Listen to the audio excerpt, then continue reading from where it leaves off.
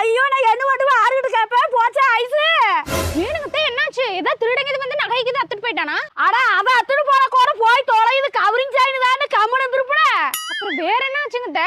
இதோ ஷேர் மார்க்கெட்ல இது காசு கீசு போட்டு விட்டடிச்சிட்டீங்களா? எது ஷேர் மார்க்கெட்டா? எடி இருக்கிற காய்கறி மார்க்கெட்டுக்கு போக தெரியாவே ஆட்டோக்கார தம்பி கூட்டிட்டு போவேன். இதுல ஷேர் மார்க்கெட்டுக்கு நான் எங்கடி போவேன்? அப்ப என்னதான் ஆச்சுன்னு சொன்னா தானே தெரியும். அது நானே இந்த போன்ல 3 முடிச்சு நாடகம் புஸ்கரமா பாத்துட்டு இருந்தேனா, நாடகம் ஓட ஓட பாதியிலேயே நெட்டு தீர்ந்து நின்னு போச்சு.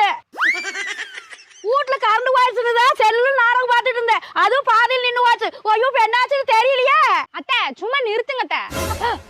பின்ன நான் கூட என்னமோ ஏதோன்னு பயந்தே போயிட்டேன். பாதியிலே நாடகம் நின்னு போச்சாமா. காத்தால இருந்து வாயை திறந்துட்டு போனே பாத்துட்டு இருந்தா நெட்டு தீராம என்ன கண்டோம்? அடியா காத்தால இருந்து நெட் எடுக்கணும் தான் போன பாத்துட்டு இருந்தேன். இப்ப சித்தம் கோர ஓடல பாதியிலே நின்னு போச்சு. அப்படின்னா ரீசார்ஜ் முடிஞ்சிருக்கும். ஏன்னா முந்தானா தானே கூட காசு கொடுத்து ரீசார்ஜ் பண்ண சொன்னேன்.